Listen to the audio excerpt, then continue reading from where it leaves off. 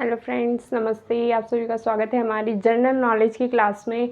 आज हम यहाँ पर पढ़ेंगे, पहले तो आप सभी को ईद मुबारक बहुत बहुत।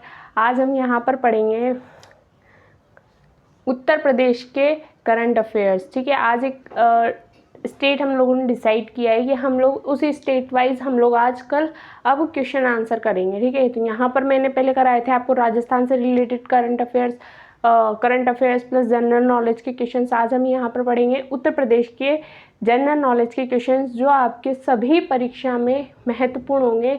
तो ध्यान से देखिए, कॉपी पेन लेकर बैठिए ताकि आपके जो भी यहाँ से आपने नोट डाउन नहीं कर रखा है वो सारे क्वेश्चंस आप अपनी कॉपी में नोट डाउन करते हुए चलिए, ताकि आने वाले एग्जाम में आप सिर्फ पढ़कर ही जा सकें। अपने कॉपी में लिखे हुए क्वेश्चन आंसर इनमें से बाहर नहीं आता है। किसी भी एग्ज़ाम में आप देख लीजिए, थोड़े बहुत ऊपर नीचे क्वेश्चंस होंगे, लेकिन यहाँ पर इनसे बाहर कोई क्वेश्चंस नहीं आएंगे आपके।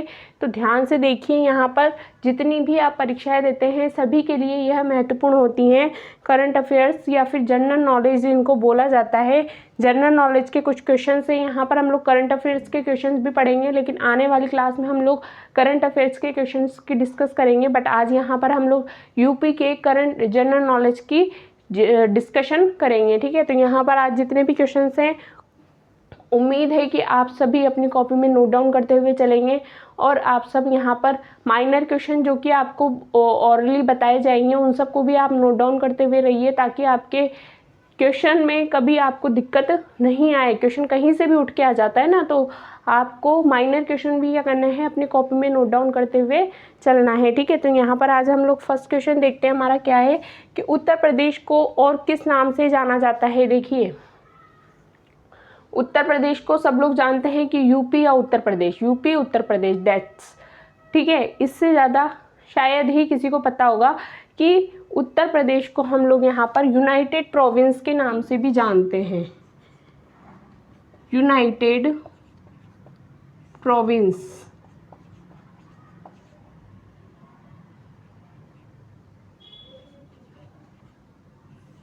के नाम से भी किसको जाना जाता है, उत्तर प्रदेश को जाना जाता है। ठीक है, यहाँ पर बात करते हैं कि यूनाइटेड प्रोविंस इसको कब बोला गया था। तो ब्रिटिश कालीन, जब भारत स्वतंत्र नहीं हुआ था या फिर स्वतंत्र हो गया था, तो उसके बाद में यूनाइटेड प्रोविंस का एक हिस्सा था, एक प्रांत था जो कि ब्रिटिश कालीन अंग्रेजों के अधीन था। ठीक है, ब्रिटिश कालीन अंग्रेजों के अधीन था यह प्रांत यूनाइटेड प्रोविंस। इसी को आज बांट करके उत्तराखंड और उत्तर प्रदेश को मिला करके जो प्रांत बना है उसी ये प्रांत यूनाइटेड प्रोविंस वही प्रांत था, लेकिन इसको कब बोला गया था, ब्रिटिश कालीन में इसको यूनाइटेड प्रोविंस का नाम दिया गया था। यह अस्तित्व में कब आया, तो यह अस्तित्व में आया था 1 अप्रैल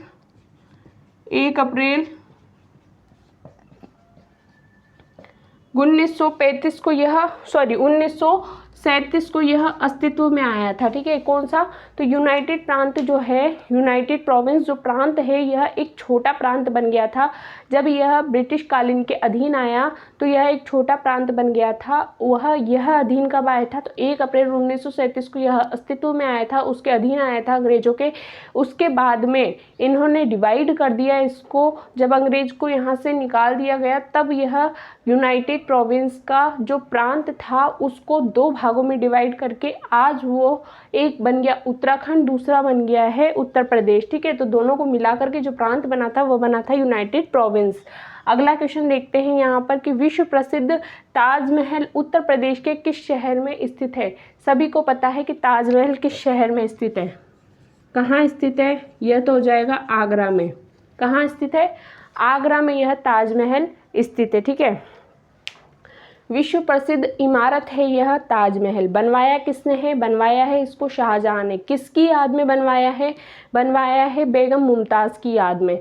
ठीक है, यहाँ पर अगर बात की जाए कि शाहजहां ने इसको बनवाया किसकी याद में, मुमताज़ की याद में बनवाया, लेकिन यह ताजमहल आज विश्व प्रसिद्ध है तो इसको यूनेस्को धरोहर में भी शामिल कर लिया गया था। ठीक है, यूनेस्को धरोहर में इसको कब शामिल किया गया, वर्ल्ड हेरिटेज में इसको कब शामिल किया गया, इसको किया गया 1986 में। इसको वर्ल्ड हेरिटेज में इस धरोहर को क्या कर लिया गया था, शामिल कर लिया गया था, जो कि सबसे पहली बनी थी शायद, तो सबसे पहली धरोहर को इसी को शामिल किया गया था यूनेस्को विश्व धरोहर में। ठीक है, बात करें कि शाहजहां का, अगर शाहजहां ने इसको बनवाया था किसकी याद में, बेगम मुमताज़ की याद में इसको बनवाया था। शाहजहां का जन्म कब हुआ था, शाहजहां का जन्म कब हुआ था, तो उसका जन्म हुआ था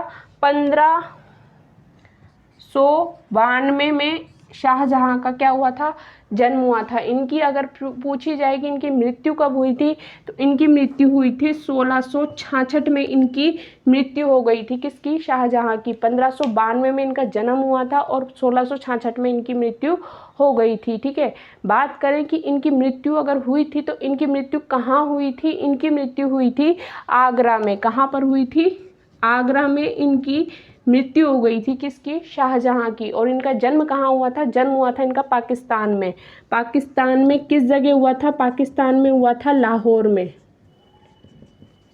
लाहौर में इनका जन्म हुआ था। ठीक है, 1592 में पाकिस्तान में लाहौर में इनका जन्म हुआ था, किसका, शाहजहां का। और अगर पूछा जाए कि इनकी मृत्यु कहाँ हुई थी, तो 1666 में इनकी आगरा में मृत्यु हो गई थी। ठीक है, अब और ताजमहल को यूनेस्को विश्व धरोहर में कब शामिल किया गया, 1986 में इसको यूनेस्को विश्व धरोहर में शामिल कर लिया गया था। अगला क्वेश्चन देखते हैं कि उत्तर प्रदेश राज्य act governor general, Uttar Pradesh राज्य एक्ट गवर्नर जनरल द्वारा कब हस्ताक्षर किए गए थे। उत्तर प्रदेश का जो राज्य एक्ट था उस पर गवर्नर जनरल द्वारा कब हस्ताक्षर किए गए थे, तो कब किए गए थे, 7 दिसंबर 1947 को इसके ऊपर क्या कर दिए गए थे, हस्ताक्षर कर दिए थे। किसने यह किए थे, गवर्नर जनरल ने इसके ऊपर हस्ताक्षर कर दिए थे। कब, तो यह हुए थे 7 दिसंबर 1947 को। कहाँ का ये राज्य एक्ट, तो यह हो जाएगा उत्तर प्रदेश का राज्य एक्ट है। ठीक है, बात करें कि 1947 में जो ग्रामीण क्षेत्रों में, ग्रामीण क्षेत्रों में विकास और स्थापना के लिए जो अधिनियम बना था, उसी के अंतर्गत यह उक्त अधिनियम ग्राम पंचायतों और पंचायतों के गठन के लिए इसकी व्यवस्था कर दी थी। कब, तो इसकी व्यवस्था हुई थी 7 दिसंबर 1947 को। 7 दिसंबर 1947 को राज्य एक्ट प्रस्तुत करके वहाँ के ग्रामीण क्षेत्रों को क्या किया था, उसके ग्रामीण क्षेत्रों में क्या कर दिया था, ग्रामीण क्षेत्रों में यहाँ पर न्याय पंचायतों का गठन करने के लिए इस व्यवस्था को लागू कर दिया था। ठीक है, अगला क्वेश्चन देखते हैं यहाँ पर कि उत्तर प्रदेश पंचायत राज संशोधन अधिनियम कब पारित किया गया था, कब पारित किया गया था, यह किया गया था 1994 में।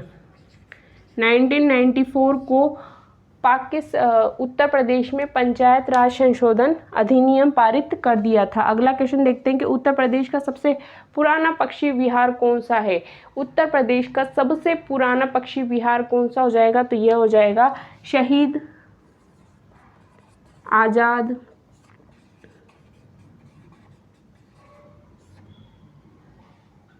पक्षी विहार।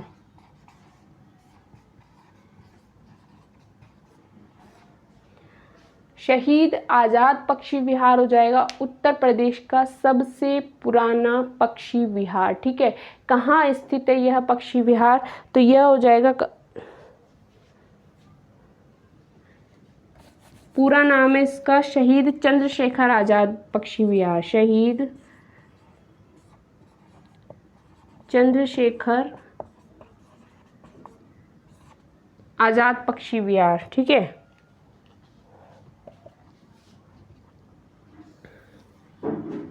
शहीद चंद्रशेखर आजाद पक्षी विहार है, जो कि उत्तर प्रदेश का सबसे पुराना पक्षी विहार माना गया है। ठीक है, यह स्थित कहाँ पर है, तो यह देखिए कानपुर और लखनऊ का जो रास्ता है उस बीच में एक जिला आता है। कौन सा आता है, वह आता है उन्नाव जिला। कौन सा आता है, उन्नाव जिला आता है, और उन्नाव जिले में ही यह पक्षी विहार स्थित है।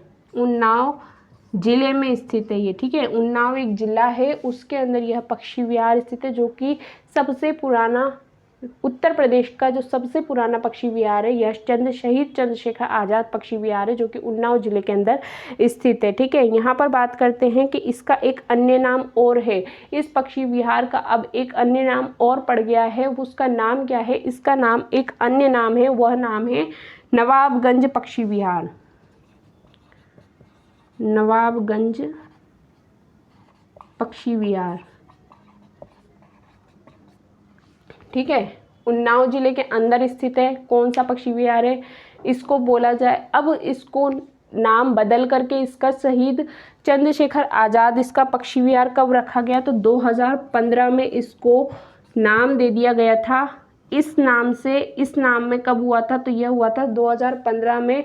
2015 में पहले इसका नाम था, क्या था? पहले नाम था नवाबगंज पक्षी विहार, लेकिन अब नाम क्या रख दिया है? अब नाम रख दिया है शहीद चंद्रशेखर आज़ाद पक्षी विहार। ठीक है, बात करें यहाँ पर चंद्रशेखर आज़ाद की, तो चंद्रशेखर आज़ाद कौन है? चंद्रशेखर आज़ाद हमारे एक स्वतंत्रता सेनानी थे। उन्होंने नारा कौन सा दिया था? कि देखिए, क्वेश्चन बन सकता है कि चंद्रशेखर आज़ाद का नारा कौन सा है, या फिर चंद्रशेखर आज़ाद द्वारा एक नारा लिख दिया जाएगा, यह नारा किसके द्वारा बोला गया था। ठीक है, तो पूछ सकते हैं ना ऐसे क्वेश्चन। देखिए, चंद्रशेखर आज़ाद ने नारा कौन सा दिया था?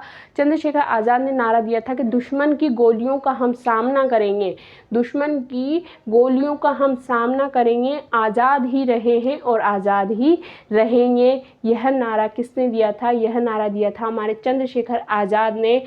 उन्होंने एक नारा दिया था कि दुश्मन की गोलियों का हम सामना करेंगे, आज़ाद ही रहे हैं और आज़ाद ही हमेशा रहेंगे। यह नारा था चंद्रशेखर आज़ाद का। ठीक है, तो यहाँ पर अगला क्वेश्चन हम लोग देखते हैं। हमारा अगला क्वेश्चन क्या है यहाँ पर?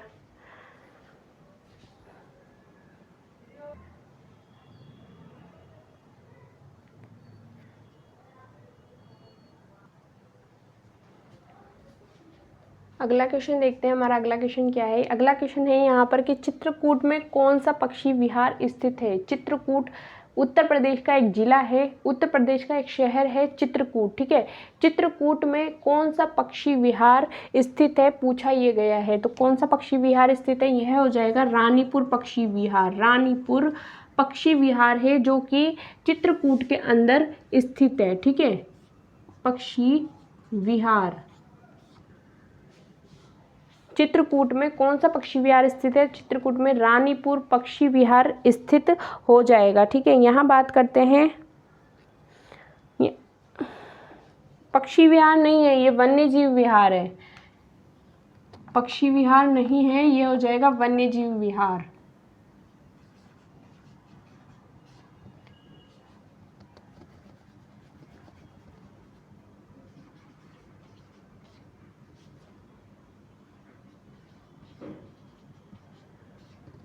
चित्रकूट में कौन सा वन्यजीव विहार स्थित है? तो चित्रकूट में वन्यजीव विहार है रानीपुर वन्यजीव विहार, जो कि चित्रकूट के अंदर स्थित है। ठीक है, इसकी स्थापना अगर पूछी जाए कि इसकी स्थापना कब हुई थी, इस विहार की स्थापना, इस वन्यजीव विहार की, रानीपुर वन्यजीव विहार की स्थापना कब हुई थी? तो रानीपुर वन्यजीव विहार की स्थापना कब हुई थी? इसकी स्थापना हुई थी 1973 में।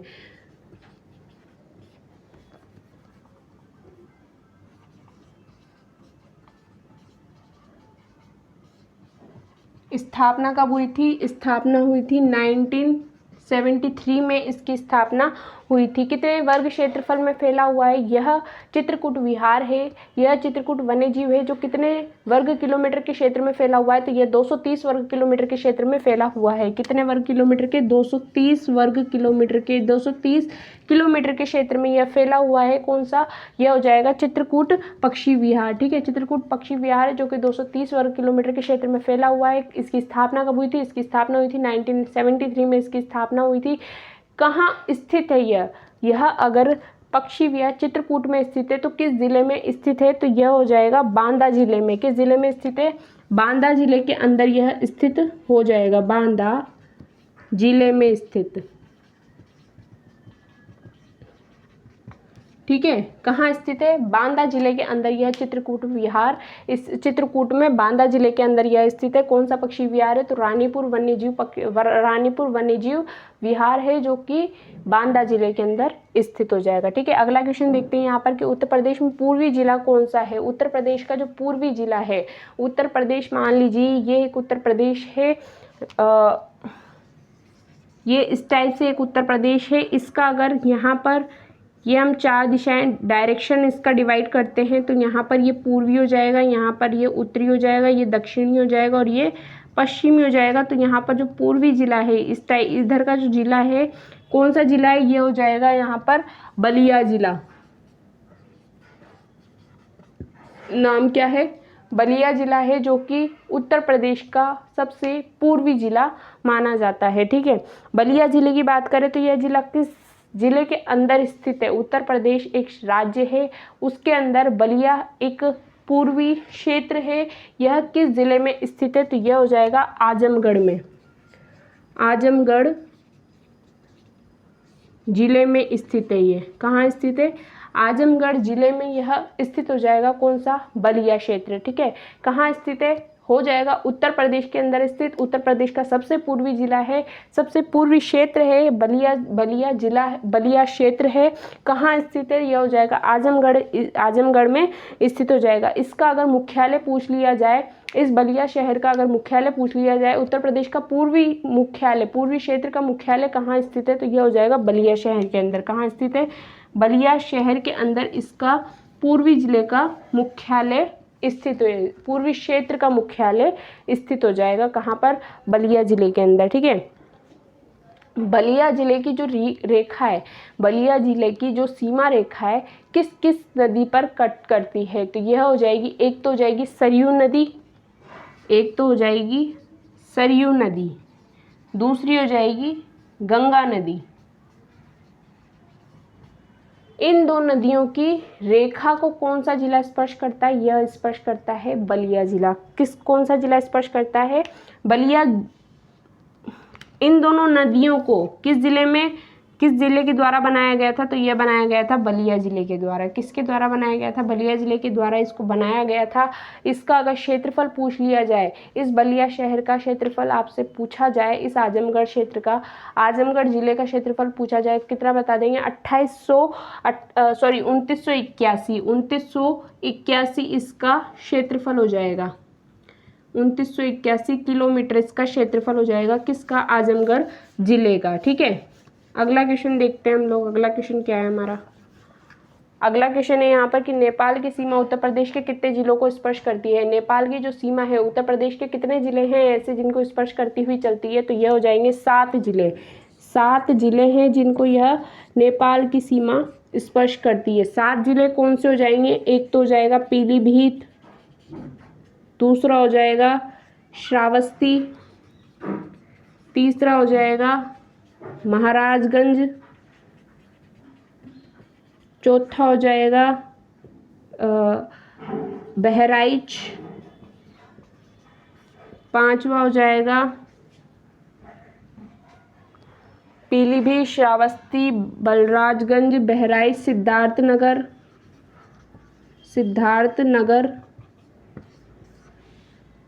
और कितने हो गए? 1 2 3 4 5 जिले ये हो गए और 2 जिले हो रहे। एक हो जाएगा लखीमपुर और दूसरा हो जाएगा बलरामपुर। ये 2 जिले और हैं जो कि किसके जिले हैं? ये हो जाएंगे ये 7 जिले हैं। ये 7 जिलों को कौन सी सीमा स्पर्श करती है? नेपाल की सीमा स्पर्श करती है। ये 7 जिले किस स्टेट के हैं? तो ये हो जाएंगे उत्तर प्रदेश स्टेट के। यह 7 जिले स्थित हैं जिनको नेपाल की सीमा स्पर्श करती है। ठीक है। अगला क्वेश्चन देखते हैं कि उत्तर प्रदेश न्याय ग्राम योजना का प्रारंभ कब किया गया था? न्याय ग्राम योजना का प्रारंभ किया गया था कहाँ पर? उत्तर प्रदेश के अंदर किया गया था। कब किया गया था? यह किया गया था 16 दिसंबर 2017 को। 16 दिसंबर 2017 को किसका प्रारंभ किया गया था? तो यह हो जाएगा न्याय ग्राम योजना का प्रारंभ कब हुआ था? 16 दिसंबर 2017 को। 16 दिसंबर 2017 को यहाँ पर उत्तर प्रदेश की न्याय ग्राम योजना का प्रारंभ किया गया था। कब? तो यह हो जाएगा 16 दिसंबर 2017 को। ठीक है, बात करें यहाँ पर कि उत्तर प्रदेश में पंचायत समिति का गठन कब किया गया था? उत्तर प्रदेश के अंदर पंचायत समिति का गठन कब हुआ था? तो यह हुआ था 1952 में। 1952 में पंचायत समिति का गठन किया गया था उत्तर प्रदेश के अंदर। ठीक है, उत्तर प्रदेश के अंदर कब हुआ था? तो 1952 में पंचायत समिति का गठन हुआ था। न्याय ग्राम योजना का प्रारंभ किया गया था 2017 में किया गया था। 16 दिसंबर 2017 को न्याय ग्राम योजना का प्रारंभ किया गया था। ठीक है, अगला क्वेश्चन देखते हैं यहाँ पर कि उत्तर प्रदेश में विधानसभा सीटों की संख्या कितनी है? उत्तर प्रदेश में विधानसभा सीटों की संख्या कितनी है? कितनी है? ये हो जाएगी 404 है जो कि विधानसभा सीटों की संख्या है। कहाँ पर? उत्तर प्रदेश के अंदर। ठीक है, बात करें यहाँ पर कि उत्तर प्रदेश में अगर 404 सीट विधानसभा की है तो इसके सदस्य कितने हैं? इन सीटों पर सदस्य कितने हैं? इन सीटों पर सदस्य हैं विधानसभा के अभी जो सदस्य बने हैं वह कितने बने हैं? बने हैं यहाँ पर 100 सदस्य। 100 सदस्य इसमें बने हैं। विधानसभा द्वारा इसमें कितने सदस्य चुने जाते हैं? विधानसभा द्वारा इसमें सदस्य चुने जाते हैं कितने? 100 सदस्य तो अभी हाल चुने हुए हैं। ठीक है, बात करें यहाँ पर कि सदस्यता कितनी है इसकी? विधानसभा की सदस्यता कितनी है? तो 250 इसकी सदस्यता है, मतलब कि 250 सदस्यता इसमें बनी हुई है, जिसमें से 250 सदस्यता इसमें बनी हुई है, जिसमें से यहाँ पर अगर विधानसभा द्वारा सदस्य चुने जाते हैं, विधानसभा के द्वारा सदस्य चुने जाते हैं कितने? ये चुने जाएंगे 233 सदस्य। ठीक है, 233 तो विधानसभा द्वारा चुने जाते हैं, बाकी 12 किसके द्वारा चुने जाते हैं? यहाँ पर विधानसभा में यहाँ पर 250 सदस्यता है, लेकिन यहाँ पर वर्तमान में अभी कितने सदस्य हैं वर्तमान में यहाँ पर? तो ये हो जाएंगे 245।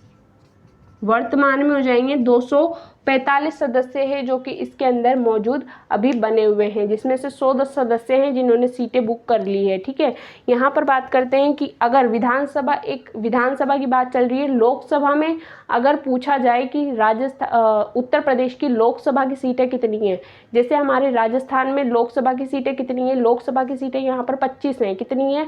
राजस्थान के अंदर पूछा जाए तो राजस्थान में 25 हैं लोकसभा की सीटें। यहाँ पर बात की जा रही है कि उत्तर प्रदेश में लोकसभा की सीटें कितनी है, तो उत्तर प्रदेश के अंदर सबसे ज़्यादा स्टेट में तो वह कौन सी है? 33 जिले हैं। 33 जिले के राजस्थान के हैं 33 जिले। बाकी यहाँ पर बात की जा रही है कि जितने भी स्टेट हैं 28 स्टेट है ना, तो 28 स्टेट के अंदर अगर पूछा जाए कि सबसे ज़्यादा लोकसभा सीटें कहाँ पर स्थित है, तो सबसे ज़्यादा लोकसभा सीटें स्थित है हमारे उत्तर प्रदेश में। कहाँ पर स्थित है? उत्तर प्रदेश में लोकसभा की सीटें कितनी हैं? ये हो जाएंगी 80 सीटें।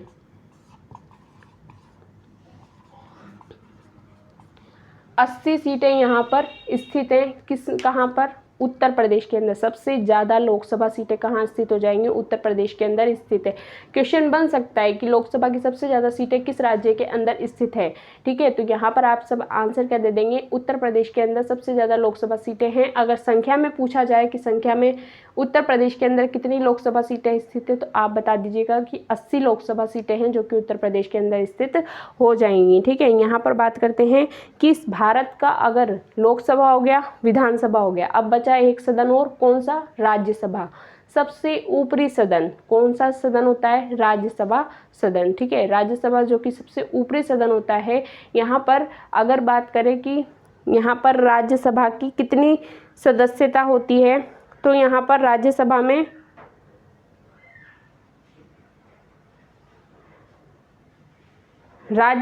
कितनी सदस्यता होती है? राज्यसभा का भारत का सबसे ऊपरी सदन कौन सा हो गया? राज्यसभा हो गया, ठीक है।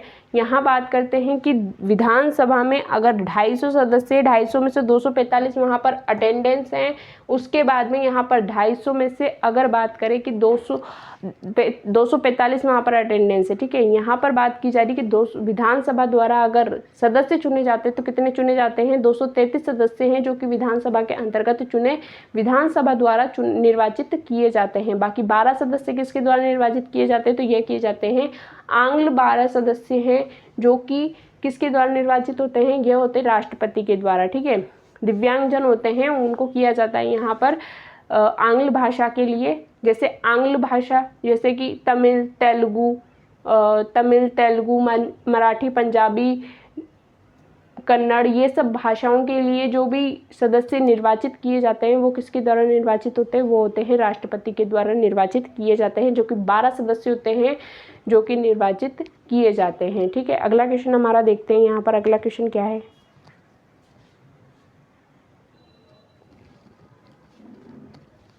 अगला क्वेश्चन देखते हैं, हमारा अगला क्वेश्चन क्या है। अगला क्वेश्चन है कि सिद्धार्थनगर जिले का मुख्यालय कहाँ स्थित है। सिद्धार्थनगर जो भी मैंने जिला बताया था आपको, नेपाल से जिसकी सीमा टच हो रही थी, वो कहाँ का जिला है, उत्तर प्रदेश का यह जिला होता है, ठीक है।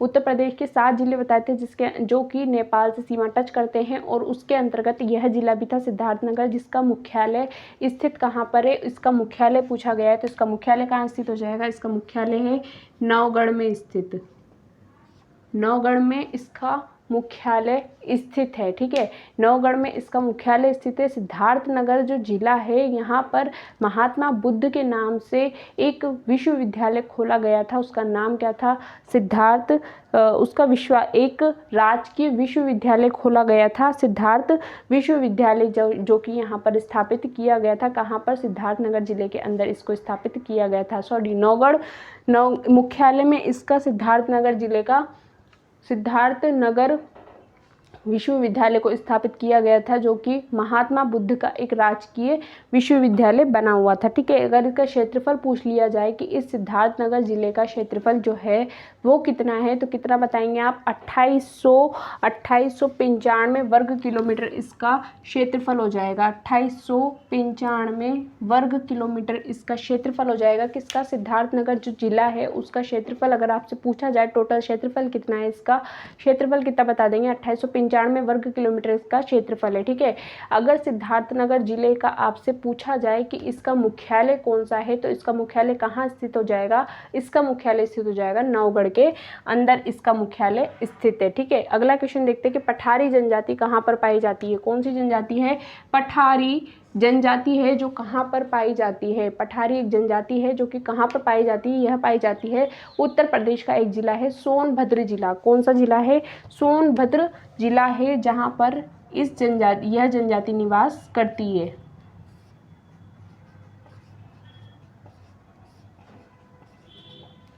ठीक है।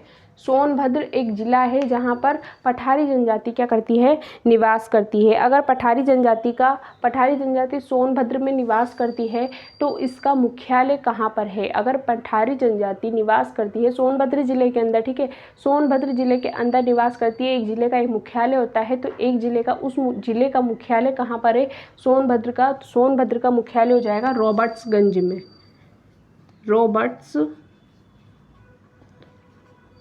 गंज में इसका मुख्यालय स्थित है,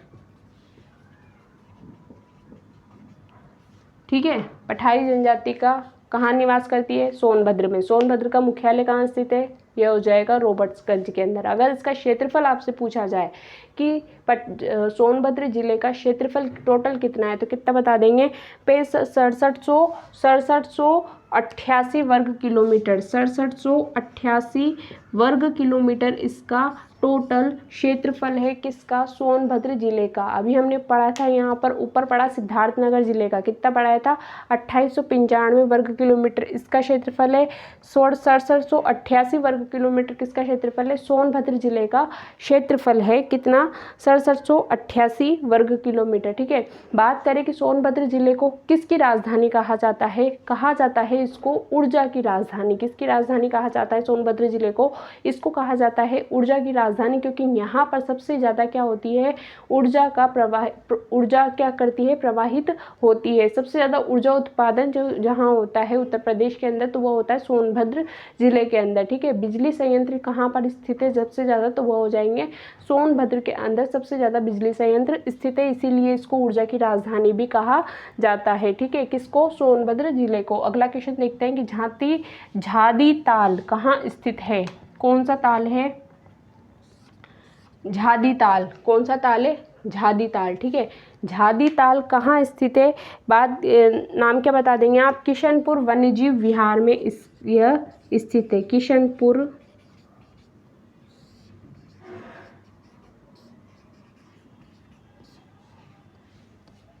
किशनपुर वन्यजीव विहार में यह स्थित है। अभी हमने क्या पढ़ा था पहले, इससे पहले कौन सा वन्यजीव विहार पढ़ा था, इससे पहले हमने पढ़ा था यहाँ पर चंद्रशेखर आज़ाद पक्षी विहार, ठीक है। आज हम अब यहाँ पर हम लोग पढ़ रहे हैं किशनगंज पक्षी विहार, ठीक है। किशनपुर वन्यजीव विहार, किशनपुर वन्यजीव विहार में क्या स्थित है, झादी ताल स्थित है, ठीक है। झादी ताल कहाँ स्थित हो जाएगा, किशनपुर वन्यजीव विहार के अंदर झादी ताल स्थित है। यह वन्यजीव विहार कहाँ स्थित है, किशनपुर में अगर स्थित है। झादी ताल कहाँ बताया आपको, किशनपुर में बता दिया, ठीक है। किशनपुर वन्यजीव विहार कहाँ स्थित है, तो यह हो जाएगा लखीमपुर खीरी में। कहाँ पर, लखीमपुर खीरी है, जो कि अभी मैंने आपको बताया था यहाँ पर नेपाल से इसकी भी सीमा जुड़ती है, ठीक है। लखीमपुर खीरी एक जिला है, उससे वहाँ पर यह किशनपुर वन्यजीव विहार स्थित हो जाएगा, ठीक है। यह अभी किस रिजर्व के अंदर बुक्ड है, तो यह हो जाएगा दुधवा टाइगर रिजर्व के अंदर। यह अभी दुधवा टाइगर रिजर्व का अभी यह हिस्सा बन के बैठा हुआ है। कौन सा, किशनपुर वन्यजीव विहार है, जो कि लखीमपुर खीरी में स्थित है। यह अभी एक दुधवा टाइगर रिजर्व है, जिसका एक हिस्सा बन करके यह बैठा हुआ है। शारदा नदी है, शारदा नदी के किनारे यह मुख्य केंद्र स्थित है। कौन सा है, यह हो जाएगा झादी ताल, ठीक है। शारदा नदी के किनारे यह स्थित है। कहाँ पर है, शारदा नदी के किनारे, ठीक है। शारदा नदी के किनारे यह स्थित हो जाएगा। कौन सा, झादी ताल, जो कि अभी एक दुधवा टाइगर रिजर्व का क्या है, एक हिस्सा बन करके बैठा हुआ है, ठीक है। किशनपुर वन्यजीव विहार है, कहाँ स्थित, झादी ताल कहाँ स्थित है, किशनपुर वन्यजीव विहार के अंदर, ठीक है। यह विहार कहाँ स्थित है, यह विहार हो जाएगा लखीमपुर खीरी में। लखीमपुर खीरी कहाँ स्थित है, तो यह हो जाएगा दुधवा टाइगर रिजर्व का एक हिस्सा हो जाएगा।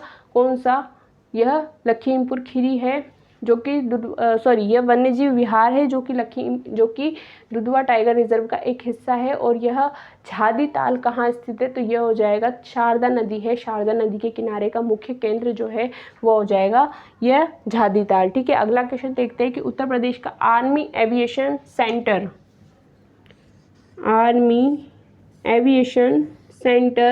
कहाँ है, किसका, उत्तर प्रदेश का, ठीक है। उत्तर प्रदेश का यहाँ पर पूछा है कि आर्मी एविएशन सेंटर कहाँ स्थित है, तो नाम क्या बता देंगे आप, कहाँ स्थित है, ये हो जाएगा झांसी के अंदर स्थित।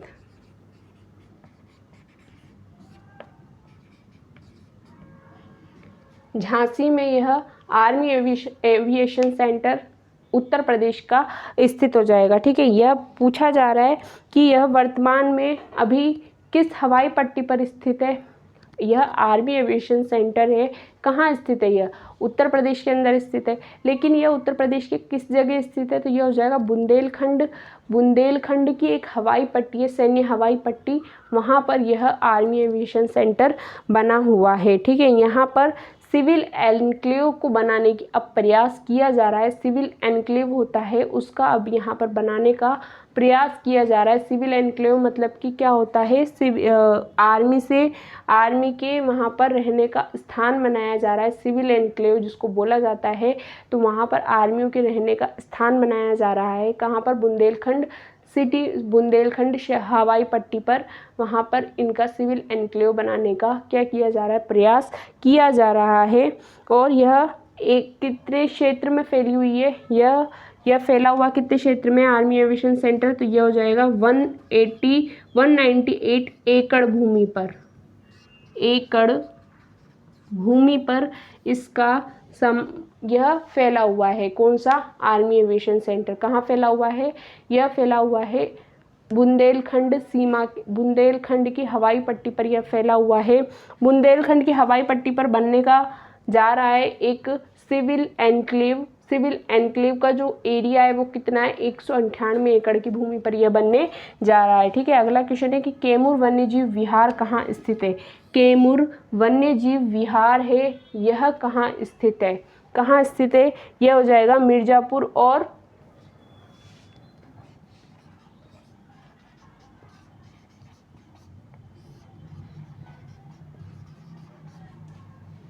मिर्जापुर और सोनभद्र में।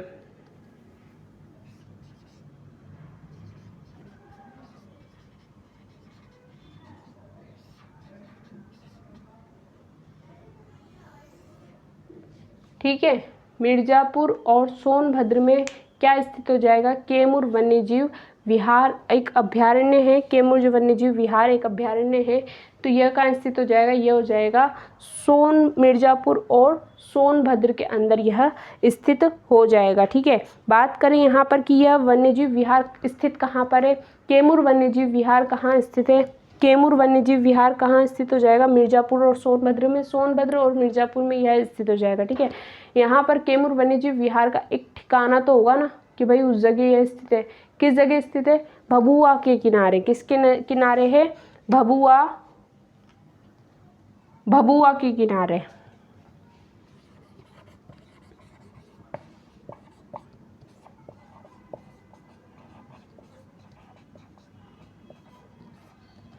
भभुआ एक जिला है, एक स्थान होगा वहाँ पर उत्तर प्रदेश में, उसके किनारे यह कैमूर वन्यजीव विहार स्थित हो जाएगा। ठीक है, यहाँ बात करते हैं कि यह कितने क्षेत्र में फैला हुआ है कैमूर वन्यजीव विहार? तो यह 1342 वर्ग किलोमीटर के क्षेत्र में फैला हुआ है। कितने क्षेत्रफल है? क्षेत्रफल कितना है इसका? तो ये हो जाएगा 1342 वर्ग किलोमीटर के क्षेत्र में यह कैमूर वन्यजीव विहार फैला हुआ है। कहाँ स्थित है? मिर्जापुर और सोनभद्र में यह स्थित हो जाएगा, जो कि कहाँ स्थित है? एक ठिकाना है, तो भभुआ के निकट यह एक स्थित हो जाएगा, जिसका क्षेत्रफल कितना है? 1342 वर्ग किलोमीटर इसका क्षेत्रफल है। यह उस राज्य का सबसे बड़ा वन्यजीव विहार, मैंने अभी आपको बताया था, ऊपर भी क्वेश्चन आया था हमारा, उसके अंतर्गत भी बताया था कि सबसे बड़ा वन्यजीव विहार कौन सा है? तो यह हो जाएगा कैमूर वन्यजीव विहार। उस राज्य का, उत्तर प्रदेश का सबसे बड़ा वन्यजीव विहार है कैमूर वन्यजीव विहार। यहाँ पर 70 से ज़्यादा प्रजातियाँ निवास करती हैं। 70 से ज़्यादा प्रजातियाँ कहाँ निवास करती है? तो यह हो जाएगी कैमूर वन्यजीव विहार में। यहाँ स्थित पक्षियों का यह स्थान है। यहाँ पर 70 से ज़्यादा प्रकार की प्रजातियाँ यहाँ पर पक्षियों की निवास करती है। कहाँ पर? कैमूर वन्यजीव विहार में। कहाँ स्थित है? सोनभद्र और मिर्जापुर में यह स्थित है। इसका अगर क्षेत्रफल पूछ लिया जाए तो 1342 वर्ग किलोमीटर इसका क्षेत्रफल है। किसके निकट स्थित है? तो भभुआ एक क्षेत्र है, उसके निकट यह वन्यजीव विहार स्थित है। ठीक है, यहाँ पर अब अगले क्वेश्चन की बात करते हैं। तो अगला क्वेश्चन हम लोग कल की क्लास में डिस्कस करेंगे। आज की क्लास में इतना ही काफ़ी है। बाकी आप अपनी कॉपी में उम्मीद है कि नोट डाउन करते हुए चलेंगे। उम्मीद है कि जितने भी पढ़ाए हैं आपको सभी अपने कॉपी में नोट डाउन किए होंगे, और यहाँ पर जितने भी क्वेश्चंस आपको करवाए जा रहे हैं वो सारे आपके सभी परीक्षाएं, जो भी आपके गवर्नमेंट से रिलेटेड जितनी भी परीक्षाएं होती हैं उन सभी में यहीं से क्वेश्चन बन के आते हैं। यही क्वेश्चंस आपको पलट के दे दिए जाते हैं वहाँ पर। जो भी मैंने ओरली क्वेश्चन आपको करवाए हैं वो सारे क्वेश्चंस भी उम्मीद है कि आप सब क्या करे होंगे, नोट डाउन किए होंगे, ताकि आपके जो भी आने वाले एग्ज़ाम हैं उन सभी में आप सभी के लिए यह सब क्वेश्चंस क्या हो जाएंगे, नॉर्मल हो जाएंगे। सिर्फ पढ़ के जाना रहेगा और कहीं पर कुछ करने की ज़रूरत नहीं है आपको। ठीक है, कॉपी उठाइए, पेन उठाइए एक, और सारा अगर समझ में नहीं आया है दोबारा से वीडियो देख करके आप सारी क्वेश्चंस को वापस से नोट डाउन करते हुए चलिए। जितने भी ओरली क्वेश्चन आपको करवाए हैं वो सारे क्वेश्चन बहुत महत्वपूर्ण है। प्लीज़ इग्नोर मत करना, नेगलेक्ट मत करना क्वेश्चंस को, अदरवाइज़ आपके आने वाले जो भी एग्ज़ाम्स हैं उन सभी के लिए ये सारे क्वेश्चंस अगर आ गए तो आपके एग्ज़ाम में आप सब लटके रह जाओगे। इसलिए बेटर है कि आप सब ये सारे क्वेश्चंस को नोट डाउन करते हुए चलें और अपने एग्ज़ाम्स की अच्छे से प्रिपरेशन करें, ठीक है। आने वाली 13 तारीख को भी हमारे कांस्टेबल का एग्ज़ाम है, तो आप सभी अपने जितने भी क्वेश्चंस हैं, यहाँ पर मैंने आपके राजस्थान के भी रिलेटेड क्वेश्चंस भी करवाए हैं, वो सारे क्वेश्चंस भी आप सब अपनी कॉपी में नोट डाउन करते किए होंगे, तो आप सब उनको भी पढ़ के जाइएगा, ठीक है। बाकी की कल की क्लास देखते हैं। अगर किसी भी तरीके की आपको परेशानी है तो प्लीज़ कमेंट के ज़रिए आप मुझसे शेयर कीजिए और आपको यहाँ से सॉल्यूशन ज़रूर दे दिया जाएगा, ताकि आपके जितने भी आपकी प्रॉब्लम होगी वो सारे यहाँ से आपको सॉल्यूशन करके दे दिए जाएंगे। ये सारे क्वेश्चंस भी करवाने के लिए किसी की डिमांड आई थी कि मैम हमें यूपी के करंट अफेयर, यूपी के जनरल नॉलेज के क्वेश्चन करवा दीजिए, तो ये मैंने आज उन्हीं की डिमांड पर ये क्वेश्चंस करवाए हैं आपको। तो आपसे उम्मीद है कि आने वाले जितने भी कमेंट्स आएंगे आपके, वो सारे कमेंट्स आपको सफलतापूर्वक पूरे करके हम लोग यहाँ से देंगे, ताकि आपके क्वेश्चंस जो हैं वो आपकी डिमांड्स जो है वो आपकी नेगलेक्ट नहीं की जाएगी यहाँ से, ठीक है। अगर किसी बात की परेशानी हो रही है फिर भी 7891098851 पर कॉल करके मैम से बात करके आप क्वेश्चंस को हल ले सकते हैं, ठीक है। कल तक के लिए यहाँ पर नमस्कार। आप सभी को बहुत बहुत ईद मुबारक और आप सभी का दिन मंगलमय हो, ठीक है। नमस्कार।